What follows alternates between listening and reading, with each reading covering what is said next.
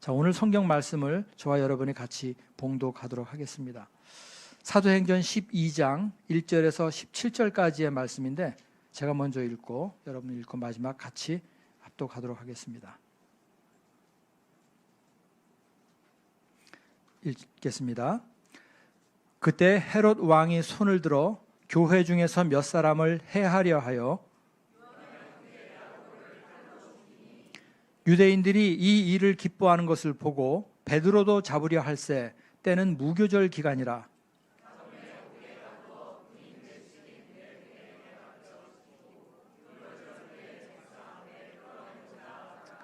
이에 베드로는 옥에 갇혔고 교회는 그를 위하여 간절히 하나님께 기도하더라.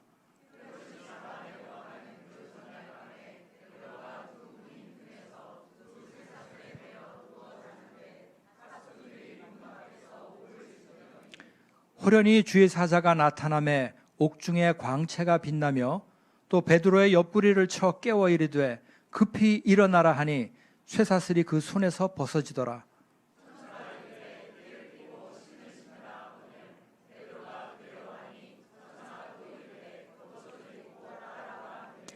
베드로가 나와서 따라갈새 천사가 하는 것이 생시인 줄 알지 못하고 환상을 보는가 하니라.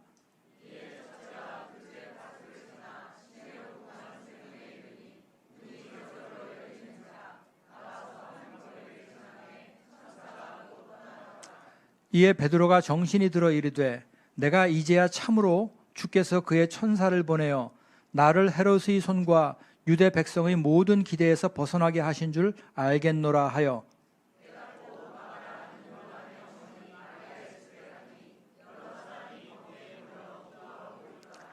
베드로가 대문을 두드린데 로데라 하는 여자아이가 영접하러 나왔다가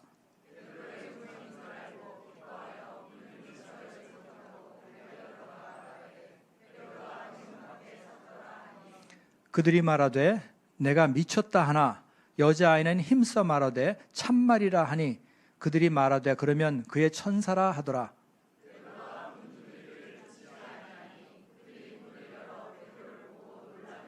같이요.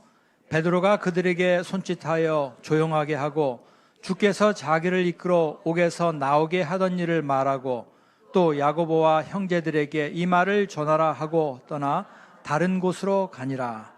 아멘. 기도로 세워지는 교회라는 제목으로 우리 담임 목사님께서 말씀 전해 주시겠습니다.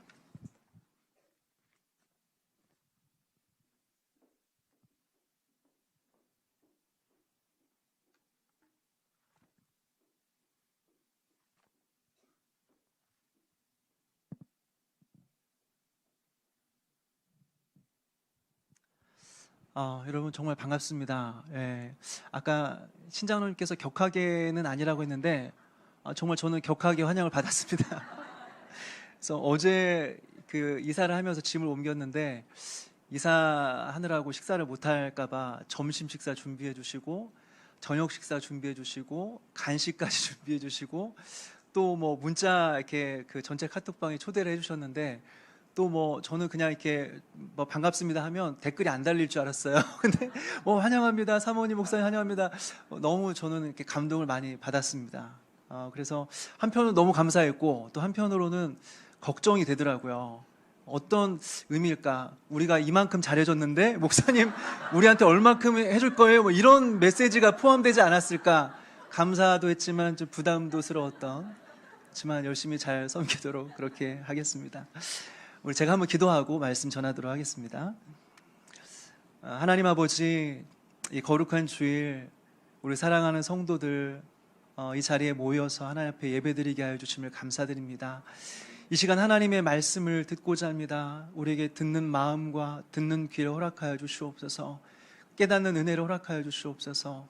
이 말씀으로 말미암아 우리의 영혼이 생명을 누리게 하여 주시고 하나님의 뜻에 일치된 부합한 삶을 살아감으로써 우리가 하루를 살아도 하나님의 영광을 위하여 하나님 기쁨 위에 살아갈 수 있도록 도와주시옵소서. 한 사람도 그저 왔다 그저 간 일이 없도록 하나님께서 우리를 붙들어 주시기를 간절히 소망하옵고 살아계신 예수 그리스도의 이름으로 기도합니다. 아멘. 오늘 말씀을 보니까 베드로가 감옥에 갇혀 있습니다. 감옥에 갇혀 있는데요, 감옥에서 깊은 잠에 빠져 있습니다. 얼마나 잠이 깊이 들었는지 천사가 나타나서 베드로를 발로 차서 깨워야 될 정도로 깊은 잠에 빠져 있습니다. 사실 이걸 보면 부럽기도 해요. 나이가 들어가면 사실 깊은 잠 자기가 쉽지가 않거든요. 자도 잔 것 같지가 않고 중간에 계속해서 이렇게 잠을 깹니다. 그러니까 아침에 일어나면 굉장히 피곤하죠. 그런데 오늘 베드로는 감옥에서 깊은 잠을 자고 있어요. 좀 이따 더 설명을 드리겠지만 베드로가 그냥 감옥에 갇혀 있는 게 아니라 이제 날이 새면, 하루가 지나면 죽게 되어 있습니다. 베드로는 감옥에서 다음날 죽음을 앞두고 깊은 잠에 빠져 있는 거죠. 이것을 보면서 사람들은 이야기합니다. 야, 베드로 정말 대단해. 내일 죽을 사람인데 감옥에 갇혀 있는데 걱정하지 않고 염려하지 않고 깊은 잠에 빠져 있네. 평안함을 누리고 있네. 베드로의 믿음이 정말 대단하다. 베드로가 누리는 평안함 너무 부럽다. 우리가 이렇게 생각할 수가 있을 것 같아요. 그런데 사실 이 본문에서 보여주고 있는 것은 베드로의 믿음도 아니고 베드로가 지금 누리고 있는 평안함도 아닙니다. 베드로는 자신의 이 감옥에서 나올 수 있도록 하나님 앞에 기도한 적이 없고요. 사람들에게 편지를 써서 나 좀 도와달라고 한 적이 없습니다. 그리고 다음날 감옥에서 나갈 것이라고 기대한 적이 없어요. 그리고 베드로가 지금 잠자고 있는 것이 피곤해서 자고 있는 것인지 아니면 평안에 자고 있는지 우리는 알 방법이 없습니다. 다만 성경이 보여주고 있는 것은 베드로가 아니라 베드로의 믿음이 아니라 두 힘의 대립을 보여주고 있습니다. 힘과 힘의 대립하고 있는 것을 성경은 보여주고 있어요. 첫 번째는 무엇이냐면 세상의 힘입니다.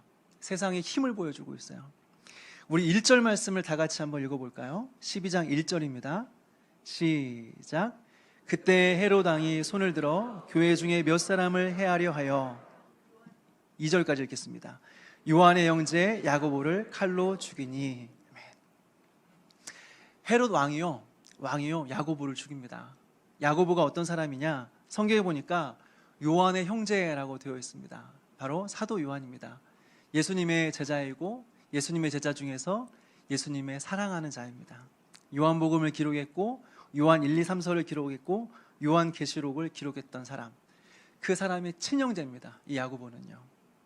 또 야고보는 별명이 있는데 우레의 아들이라고 이렇게 별명이 붙여졌습니다.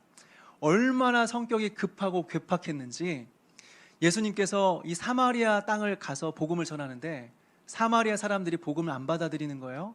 그러니까 야고보가 하는 말이, 예수님 복음을 듣지 않은데 예수님을 거부하는데 하늘에서 벼락을 내려서 다 죽여버릴까요? 했던 사람이 바로 야고보입니다. 그런데 이 사람이 또 나중에 보니까 예수님의 12제자 중에서도 3명의 제자 중에 하나로 들어갑니다. 12명의 제자가 있지만 그 중에서도 예수님께서 특별히 아끼시고 특별한 곳에 데리고 가셨던 3명의 제자가 있었는데 바로 베드로, 야고보, 요한이죠. 그 중에 한 명입니다. 그리고 나중에 예루살렘 교회의 지도자가 되는 거죠. 그 예루살렘 교회의 지도자를 이제 헤롯이라고 하는 왕이요 죽입니다. 그리고 교회를 박해하는 거죠. 여기서 우리는 무엇을 보게 되냐면 사탄의 전략을 보게 됩니다. 사탄은 교회를 항상 공격하고 위협하는데 새가족들을 이렇게 위협하지 않습니다. 새가족들이 시험에 들고 또 힘들다고 할지라도 그것 때문에 교회가 무너지거나 흔들리는 법은 없습니다. 그런데 영적인 지도자 한 사람이 넘어지게 되면, 영적인 한 사람이 박해를 받게 되면, 영적인 지도자 한 사람이 시험에 들게 되면요 교회는 흔들리게 됩니다. 사탄은 이걸 잘 알았던 거죠.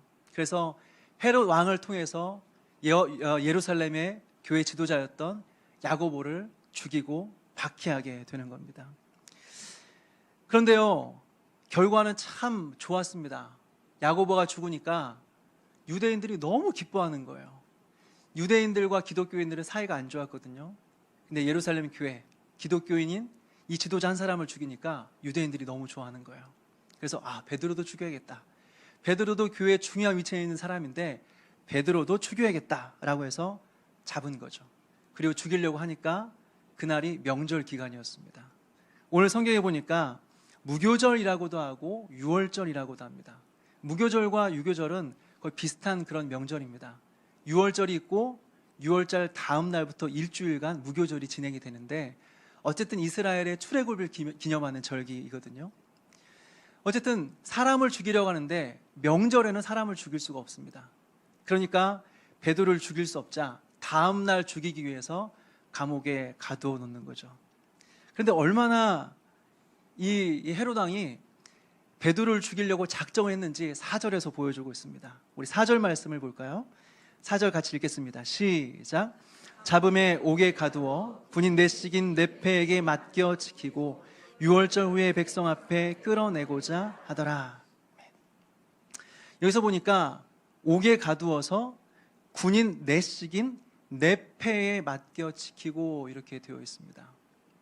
여러분, 감옥입니다. 들판에 그냥 내버려 둔 게 아니라 감옥의 철창살 안에 가뒀습니다. 그리고 손과 발에 쇠사슬로 묶었습니다. 그러니까 가만 내버려둬도 절대 못 나갑니다. 그런데 더 경계태세를 높이는 거죠.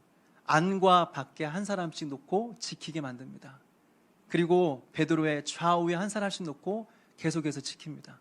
지키다 혹시나 피곤해 졸까봐 하루 4교대로 계속 돌리면서 옆에서 베드로를 지키고 있는 모습을 보여주고 있어요. 이것은 무엇을 보여주고 있습니까? 헤롯의 의지를 보여주고 있습니다. 세상의 힘의 의지를 보여주고 있습니다. 내가 베드로를 반드시 죽이리라. 내가 무슨 수가 있어도 나 실수하지 않고 내일이 되면 반드시 죽일 거야 라고 하는 그 의지를 보여주고 있는 거죠. 또 한 가지는요, 이제 하나님의 열심을 보게 돼요. 세상의 열심의 반면에 하나님의 구원하신 열심을 보게 됩니다. 성경은 의도적으로 이날을 그냥 명절이다 말하지 않고요, 6월절이다 그렇게 말하고 있어요. 6월절이라고 하는 것은 이스라엘의 출애굽을 기념하는 날입니다. 이스라엘의 역사에 있어서, 이스라엘의 경험에 있어서 가장 위대한 하나님의 경험을 했던 날이 바로 출애굽 사건이죠. 그들은 400년 동안 애굽에서 노예로 지냈는데요, 종처럼 그렇게 힘들게 지내다가 하나님의 놀라운 은혜로 구원을 받게 되죠. 그리고 홍해바다가 갈라지고 그 홍해바다를 마른 땅처럼 건너가게 되면서 구원하신 위대하신 하나님을 수만 명의 사람들이 찬양하게 되는 그런 사건이 있었던 때가 바로 출애굽 사건이고, 이 출애굽 사건을 기념했던 때가 바로 6월절입니다. 그런데 오늘 성경은 이날이 6월절이다 라고 분명히 지적을 하고 있습니다. 그리고 이제 천사가 잠자고 있는 베드로를 깨우는데요, 이런 표현을 씁니다. 우리 7절과 8절 말씀을 같이 한번 읽어볼까요? 7절과 8절 같이 읽겠습니다. 시작. 호련히 주의 사자가 나타나매 옥중의 광채가 빛나며 또 베드로의 옆구리를 쳐 깨워 이르되 급히 일어나라 하니 쇠사들이 그 손에서 벗어지더라. 천사가 이르되 띠를 띠고 신을 신으라 하니 하늘 베드로가 그대로 하니 천사가 또 이르되 겉옷을 입고 따라오라 한대. 천사가 베드로를 건져내기 위해서 감옥에 들어왔습니다. 그러면 그냥 가자 하면 되지 않습니까? 근데 어떤 표현을 쓰냐면 띠를 띠고 신을 신으라 라고 말합니다. 그냥 가자고 한 게 아니라 띠를 띠고 신을 신으라. 굉장히 의도적인 표현입니다. 여러분, 이 말이 출애굽 사건에서 나타나는데 우리 한번 찾아서 한번 읽어보겠습니다. 출애굽기 12장 11절 말씀입니다. 출애굽기 12장 11절 말씀. 네, 우리 같이 읽겠습니다. 시작. 너희는 그것을 이렇게 먹을지니 허리에 띠를 띠고 발에 신을 신고 손에 지팡이를 잡고 급히 먹으라. 이것이 여호와의 유월절이니라. 유월절날 어린 양을 먹는데, 무교먼과 쓴나물과 함께 먹는데 어떻게 먹냐면 발에 신을 신고 손에 지팡이를 짚고, 허리에 띠를 띠고 발에 신을 신고 손에 지팡이를 짚고 급히 먹으래요. 이것이 여호와의 유월절이래요. 그러니까 하나님께서 천사를 통해서 베드로를 건져내시는데 그냥 베드로 불쌍하니까 내가 구해줬어, 감옥에서 나오게 했어, 이게 아니라 유월절과 빗대면서 이것이 출애굽 사건과 비견되는 하나님의 위대한 구원의 사건이다라는 것을 정확하게 보여주고 있는 거예요. 세상은 베드로를 죽이려 하고, 헤롯 왕은 어떻게든지 내일이면 내가 반드시 죽일 거야 라고 말하고 있는데, 하나님은 그 세상의 권력을 뛰어넘어서 헤롯의 왕의 손아귀에서 벗어나게 하셔서 하나님 베드로를 건져내시는 구원을 하나님께서 보여주시고 계신다라고 하는 거죠. 바로 오늘 본문은 베드로의 믿음도 아니고 베드로가 누리는 평안함도 아니고 하나님께서 베드로를 건져내시는 위대한 구원의 역사다라는 것을 보여주고 있는 거죠. 그런데 이 일을 어떻게 행하시냐, 무엇을 통해서 이루시냐, 우리 5절 말씀을 같이 한번 읽어보도록 하겠습니다. 5절입니다. 시작. 이에 베드로는 옥에 갇혔고 교회는 그를 위하여 간절히 하나님께 기도하더라. 한 번 더 읽겠습니다. 시작. 이에 베드로는 옥에 갇혔고 교회는 그를 위하여 간절히 하나님께 기도하더라. 하나님께서는 베드로를 구원하시는데요, 이것을 무엇을 통해서 이루시냐면 교회의 기도를 통해서 이 일을 이루신다고 하는 거죠. 이 말씀을 통해서 저는 한 3가지 정도 여러분들과 함께 나누고 싶은데요. 첫 번째는 하나님께서 일하실 때 교회의 기도를 통해서 일하신다라고 하는 것을 말씀드리고 싶습니다. 사실 교회는 기도를 통해서 하나님의 뜻을 이루는 곳입니다. 그런데 기도보다는 사실 제가 여러 교회를 경험하다 보면 참 말이 많은 것입니다. 정말 말이 많습니다. 어떤 목사님과 친구 목사님과 통화하는 것을 제가 옆에서 들은 적이 있는데, 목사님이 전화를 했습니다. 그러니까 친구 목사님이 말을 해요. 방금 회의를 3시간 동안 하느라고 너무 힘들어 라고 말을 하는 거예요. 그래서 전화한 목사님이 무슨 회의를 했길래 3시간씩이나 했어요? 하고 물어보니까 합창단 대회를 나가는데, 합창단 대회 나갈 때 무슨 색깔의 옷을 입을지 고르느라고 3시간 동안 회의를 했대요. 근데 결론이 났냐 했더니 아직 결론이 나지 않았고 다시 회의를 해야 된다고 하더라고요. 그냥 옷 입으면 되는데, 하나 맞춰서 입으면 되는데 옷 색깔을 고르겠다고 3시간 동안에 회의하는 그런 곳이 우리 교회의 모습이 아닌가 생각이 들어요. 또 교회는요, 남의 말을 정말 많이 합니다. 네, 남의 좋은 점을 말하면 참 좋은데 다른 사람의 험담을 다른 사람 없을 때 조용히 모여서 이렇게 하는 것들이 되게 많아요. 이걸 전문 용어로 뒷담화라고 하더라고요. 그 사람을 사랑하지도 않으면서, 그 사람의 영혼을 위해서 충분히 기도하지도 않으면서, 그 사람의 상황을 충분히 이해하지도 못하면서 그냥 다른 사람을 놓고 험담하는 이것들이 교회 안에 날마다 일어나고 있는 것을 보게 되는 거죠. 또 교회에서는 또 억울한 일이 왜 이렇게 많은지, 서운한 일이 왜 이렇게 많은지, 그냥 하나님 앞에서 그냥 하나님 내가 억울합니다, 서운합니다 하면 되는데, 이걸 사람들 이제 한 사람 한 사람 붙잡고 말하기 시작하는 거예요. 내가 이렇게 억울해, 내가 이렇게 서운한 일을 당했어, 내가 억울한 일을 당했어. 만날 때마다 만나면서 사람 붙잡고 이야기를 하게 되는 거죠. 이런 것이 바로 교회 안에 또 일부의 모습이 아닌가 생각이 들어요. 그런데 우리는 경험합니다. 사실 저도 때로는 험담할 때가 있고, 또 때로는 저도 쓸데없는 일에 많은 시간을 투자하며 회의할 때도 있고, 저도 내 억울함과 서운함 때문에 상대방의 이렇게 사람들을 붙잡고 이야기할 때도 많이 있습니다. 그런데 경험하게 되는 것은 무엇이냐면, 그렇게 해도 문제가 해결이 안 돼요. 말을 하면 할수록 그 말이 말을 낳고 말이 말을 낳아서 더 사람들이 상처받게 되고 또 교회는 더 힘들어지게 되는 경험들을 하게 돼요. 사실 우리는 그때마다 사람들을 붙잡고 이야기하는 것이 아니라 그것을 가지고 하나님께 가지고 나아가야 돼요. 사람들한테 해야 될 이야기를 하나님 앞에서 내어놓는 것입니다. 그것이 기도죠. 사람들 앞에 이야기할 때는 아무런 일도 일어나지 않아요. 사람들한테 이야기할 때는 오히려 그것 때문에 상처를 받아요. 그런데 하나님 앞에 우리의 모든 것들을 내어놓고 기도할 때 하나님께서는 우리의 기도를 들으시고 가장 좋은 방법으로, 가장 선한 방법으로 인도하시는 것을 우리는 보게 되는 거죠. 우리는 사람들 앞에 말하기보다 하나님 앞에 말을 많이 했으면 좋겠어요. 사람들을 붙잡고 이야기하기보다 하나님 앞에 엎드려 간구하고 기도했으면 좋겠어요. 하나님께서는 그 기도를 통하여서 놀라운 일들을 이루시는 줄 믿습니다. 물론 우리가 기도하지 않아도요, 하나님은 일하십니다. 우리가 기도해야만 일하시는 분은 아니십니다. 하나님께서 이 세상을 창조하실 때 누군가 모여서 열심히 기도했기 때문에 이 세상을 창조하신 것이 아닙니다. 하나님은 당신의 기쁘신 뜻대로 얼마든지 모든 일을 행하실 수 있는 분이세요. 그런데 때로는 하나님께 성도의 기도를 통하여서 이 일을 이루시는 거예요. 왜냐하면 그렇게 하시기로 하나님께 정하셨어요.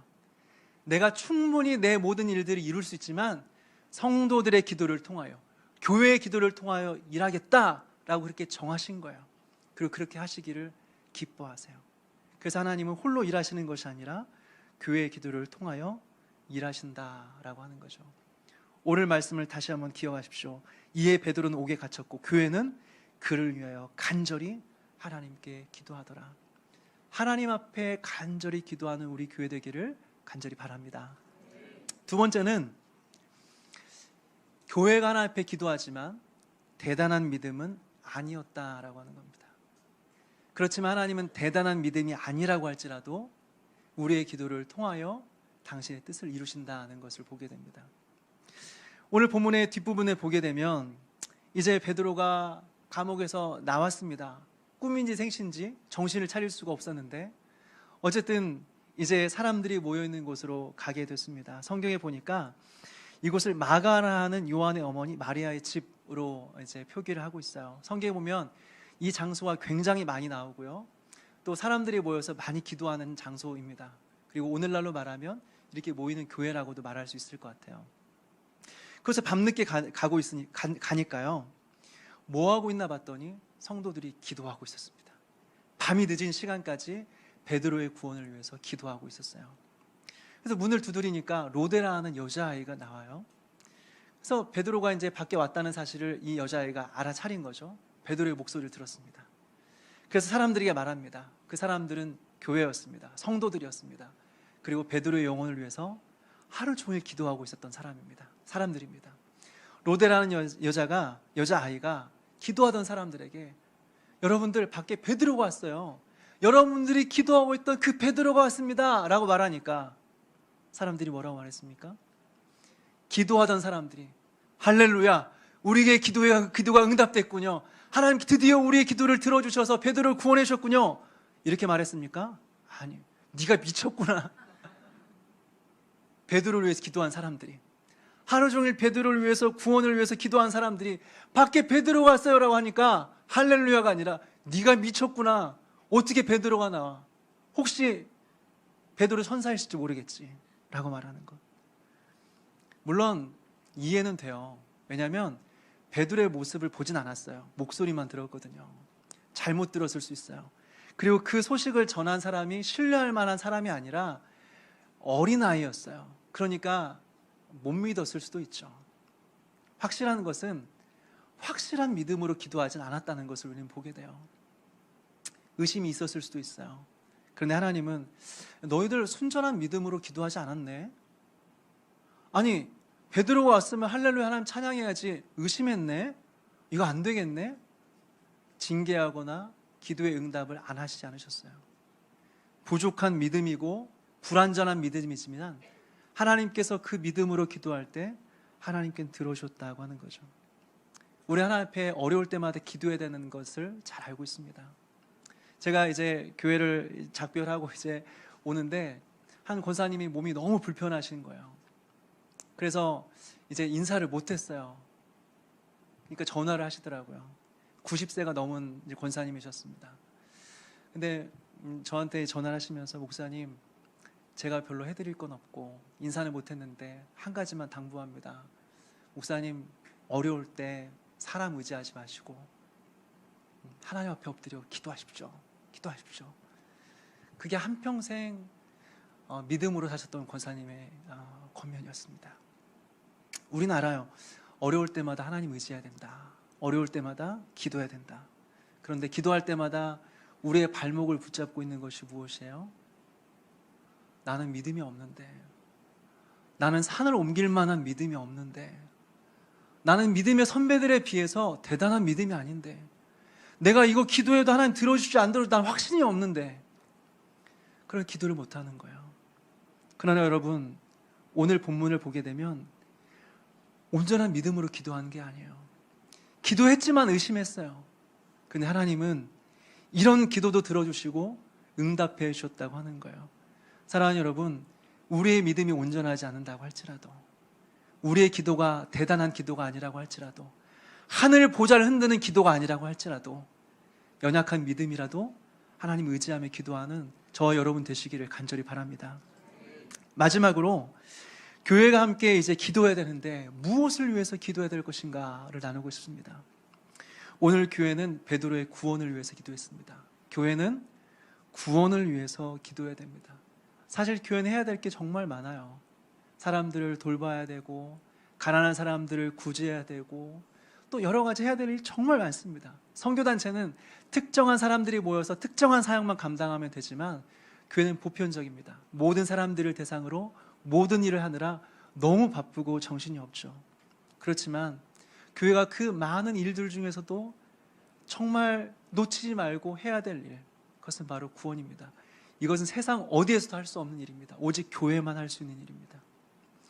저는 이 교회가 하나님 앞에 기도할 때 이 세상에 정말 하나님을 알지 못하는, 그래서 인생의 허무함 가운데 살아가고 있는, 하나님 없이 불안함과 두려움과 외로움 가운데 있는 수많은 사람들, 인생의 의미를 찾지 못해서 내가 누구이고 내가 앞으로 어떻게 살아가야 할지 알지 못하는 인생들이 이 교회에 많이 와서 이 교회를 가득 채우고, 그 사람들 마음 안에 하나님으로 가득 채워짐으로 말미암아 진정한 구원과 생명을 누리게 되어지는, 그리고 남은 인생을 살아갈 때 비록 두 발을 이 땅에 디디고 살지만 저 하늘을 바라보며 하늘 소망을 가지고 살아가게 되는 그런 일들이 이 교회 안에 일어났으면 좋겠고, 이것을 위해서 이 교회가 힘써 기도할 수 있었으면 좋겠다는 생각입니다. 오늘 이 말씀을 기억하면서 이 교회가 말로 이 문제를 해결하는 것이 아니라 하나님 앞에 기도하되, 온전하지 않은 믿음이라고 할지라도 하나님 앞에 기도하고, 그리고 다른 무엇보다도 하나님을 알지 못하는 많은 영혼들이 이 교회로 들어오고, 이 교회 안에서 하나님을 만나고 같이 하나님을 예배하고 천국을 소망하며 살아가게 되는 이 일들을 위하여 이 교회가 헌신하고, 앞으로도 이 사역을 위하여서, 또 이 방향을 위해서 이 교회가 온 마음을 모았으면 참 좋겠습니다. 특별히 한 가지만 권면드리면, 저는 다른 것들은 이렇게 많이 이렇게 강조하지는 않겠습니다. 그렇지만 한 가지 여러분들에게 부탁드리고 싶은 것은 금요 예배를 부탁드리고 싶어요. 네. 물론 여러 가지 사정이 있고 그렇지만 금요일 날 제가 오늘 말씀을 전한 것처럼 정말 많이 모여서 기도했으면 좋겠습니다. 특별히 교회를 위해서, 또 이 세상을 위해서, 또 정말 이 하나님 나라를 위해서 같이 기도할 수 있었으면 좋겠고, 한두 명의 기도 많이 하시는 분들이 아니라 정말 모든 성도들이 모여서 함께 공동체적인 기도를 하나님 앞에 올려드릴 수 있었으면 참 좋겠어요. 그러면서 내 영혼이 살고 교회가 살아가는 그런 경험이 있었으면 참 좋겠습니다. 사실 금요일 밤이면 저도 참 이해가 되는 게, 일주일 동안 세상에서 열심히 일하다가 다음날 출근 안 하잖아요. 학교 안 가잖아요. 금요일만큼 좋은 날이 어디예요? 다음날 아침에 일어날 거 생각하지 않고 마음껏 시간을 누릴 수 있는 시간, 불타는 금요일이라고 하잖아요. 불타는 금요일에 극장 가고 놀러 가는 게 아니라 교회에 모여서, 특히 우리 청년들 어디 있습니까? 청년들 교회에 모여서 뜨겁게 불타는 이 금요일 하나님 앞에 기도하며 하나님 나라를 이루어가는 우리 일산 한사랑교회 우리 모두가 되었으면 참 좋겠습니다. 그렇게 기도하는 저와 여러분 되시기를 주님의 이름으로 축복합니다. 우리 함께 찬양하고